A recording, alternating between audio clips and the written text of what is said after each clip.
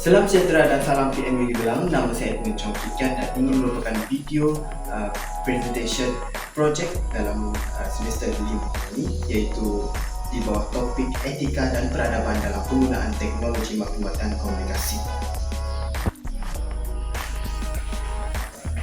Ini merupakan ahli kumpulan saya, iaitu yang pertama Tiong Chi, Edgar Gerasi, dan yang terakhir adalah Jerry Munadi. Sebelum itu, kami ingin mengucapkan ribuan terima kasih kepada Puan Zakia kerana telah menjadi pensyarah ataupun pegawai yang mengerja kami di dalam kursus penghayatan etika dan juga peradaban. Dan seterusnya, kami ingin menerangkan apa yang akan ada di dalam video presentation kami ini. Video presentation kami akan dimulakan dengan lakonan ringkas yang dilakukan oleh Edgar dan juga Tiong, dan seterusnya adalah penerangan isu-isu negatif yang akan diterangkan oleh Jerry, dan seterusnya disambungkan lagi dengan langkah-langkah ataupun cara-cara mengatasi segala isu-isu negatif yang terdapat di dalam penggunaan TMK oleh Edgar, dan terakhir sekali adalah kesimpulan dan juga iktibar yang akan diterangkan oleh saya sendiri dan juga Tiong Chi.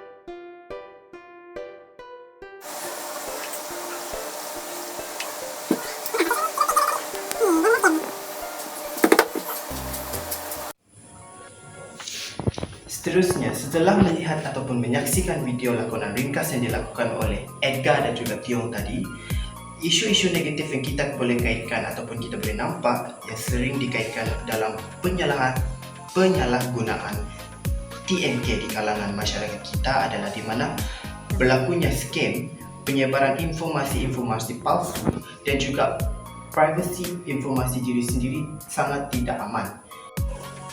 Seperti yang kita saksikan tadi ataupun perhatikan di dalam video yang lakonan ringkas yang dilakukan oleh Edgar dan juga Tiong tadi, di mana apa yang terjadi adalah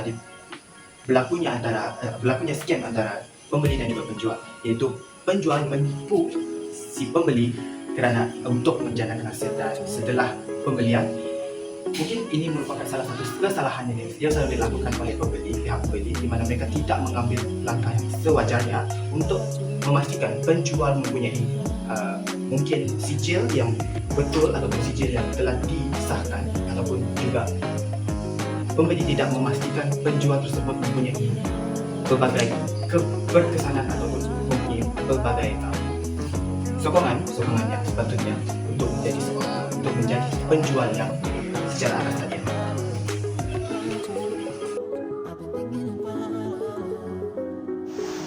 Beberapa halangan yang terdapat di dalam kalangan masyarakat kini dalam menggunakan TMK sebagai platform harian mereka. Yang pertama, keterbatasan akses ke TMK. Terdapat beberapa kawasan di Malaysia yang masih belum mempunyai akses yang mencukupi ke rangkaian internet, terutamanya di kawasan luar bandar atau pedalaman. Ini menyebabkan sesetengah masyarakat tidak dapat menggunakan TMK secara efektif. Yang kedua, kurangnya kemahiran digital. Walaupun kemahiran digital semakin penting dalam kehidupan moden, banyak masyarakat di Malaysia yang masih kurang dalam kemahiran digital. Hal ini menyebabkan mereka kesulitan untuk mengambil kesempatan penuh daripada TMK. Yang ketiga, kejelasan teknologi. Teknologi yang terlalu rumit dan sulit untuk difahami dapat menjadi halangan dalam penggunaan TMK. Terdapat beberapa masyarakat yang merasa tidak selesa dengan teknologi baru atau tidak dapat memahami secara menggunakan aplikasi dan perisian baru. Yang keempat, kurangnya privasi dan keselamatan. Terdapat risiko keselamatan dan privasi yang berkaitan dengan penggunaan TMK. Banyak masyarakat khawatir tentang penyalahgunaan maklumat pribadi mereka atau kebocoran maklumat penting apabila mereka menggunakan TMK. Kebergantungan yang terlalu banyak kepada TMK juga boleh menjadi masalah. Setengahnya masyarakat mungkin menjadi terlalu bergantung kepada teknologi dan merosakkan kemahiran atau kebolehan mereka untuk menyelesaikan masalah secara manual. Halo, nama saya Edgar Gerasi Ratidi. Saya dari DKM 5E.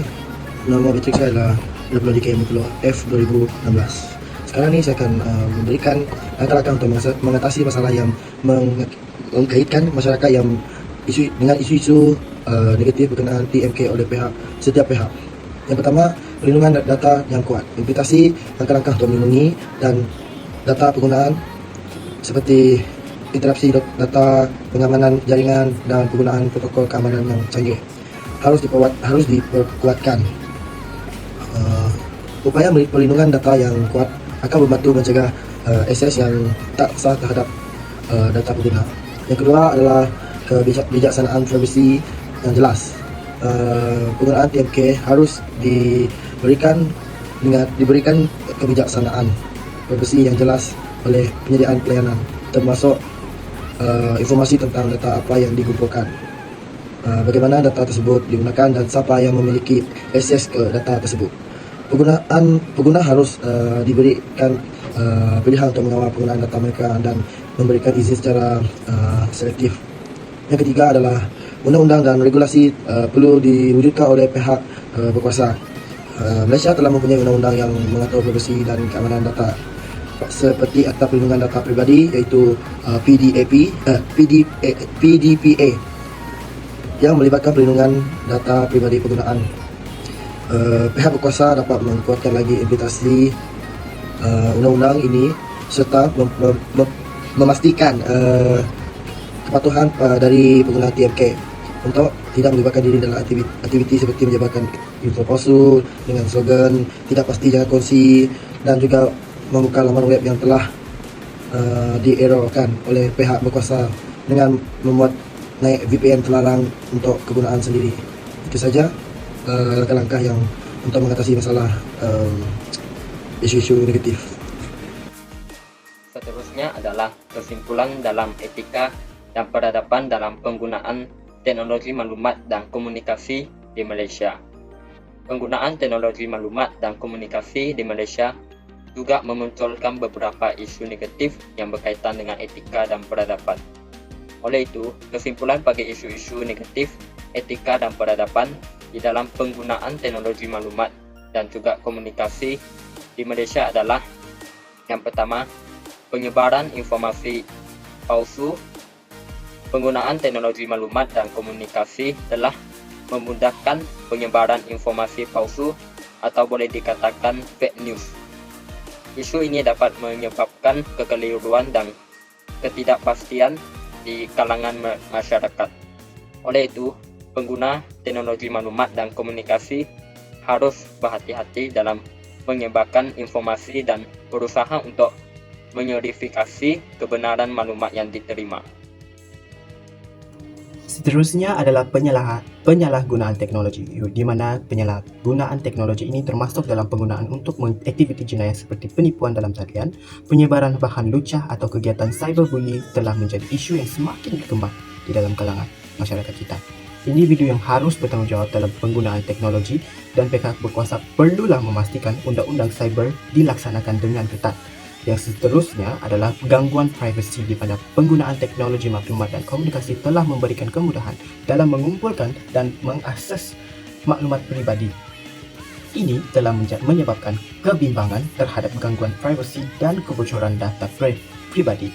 Seterusnya juga pihak berkuasa harus mengambil tindakan yang sewajarnya untuk melindungi privasi individu dan memastikan data pribadi dijaga secara selamat.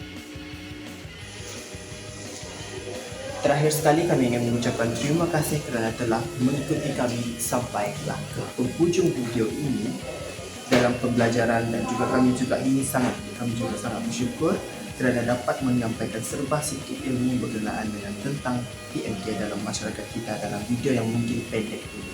Terima kasih.